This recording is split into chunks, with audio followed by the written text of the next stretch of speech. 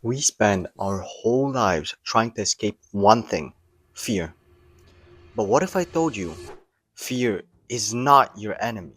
Right now, there's a biological response in your brain that's controlling your priorities, controlling your time, and keeping you stuck. And unless you understand these three things what fear is, how all fears are connected, and what you can do to control fear, you won't be able to succeed.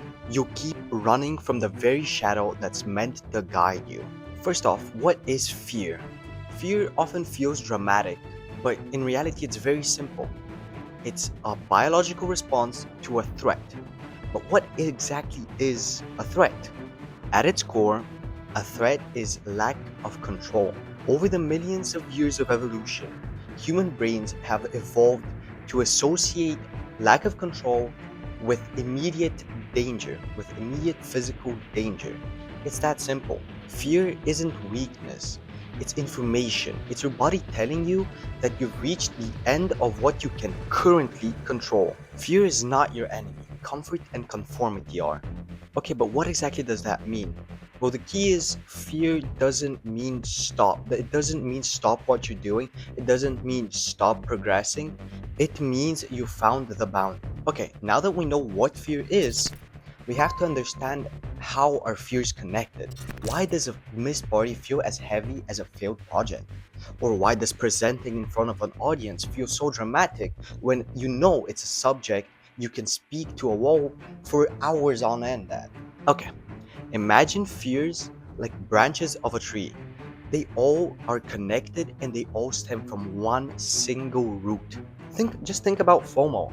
Like you know that you should stay home and work on your project or like go to the gym, but your brain pushes you go out, don't miss whatever it may be that's happening. So why exactly is this?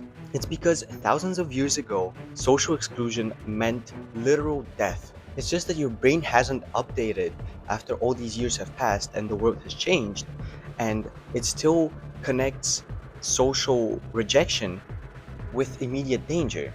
All your fears feel different on the surface, but underneath, they're connected. They all lead back to one root, and I'm about to reveal exactly what that is. It is as simple as our primitive brains connecting danger with a lack of control. And the different fears express this in different ways, but in their origin, they stem from a lack of control.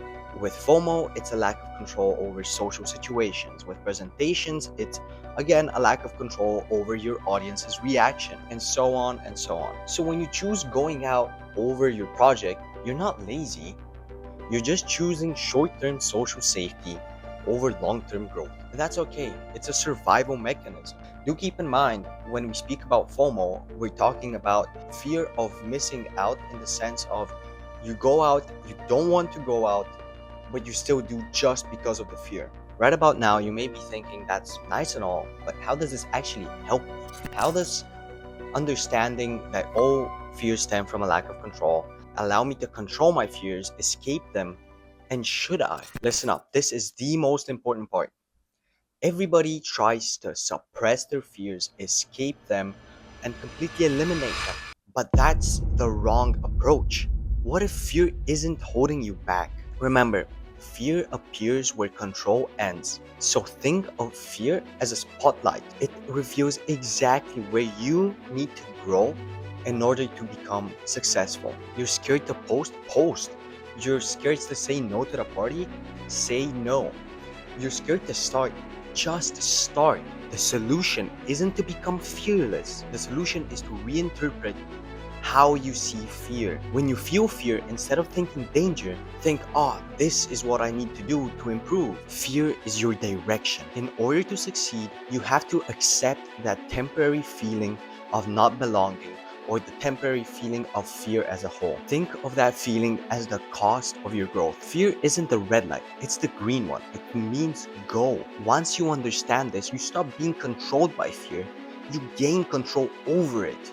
And you still shouldn't be trying to suppress it because it's information. You are now able to use the same shadow that you've been trying to escape in your advantage. It can become the very thing to guide you forward. Let me ask you something. What's the one thing you've been avoiding, not because you're incapable, but just because you're scared to try, just because it makes you uncomfortable? That right there is your direction. Most people feel that discomfort and immediately seek distraction. The ones that build something meaningful lean into it. So the next time you feel fear, don't try and eliminate it, follow it. I hope this was helpful to you, and let me know what your biggest fears are in the comments and if you are now able to use them to your advantage. I'll see you next time. Peace.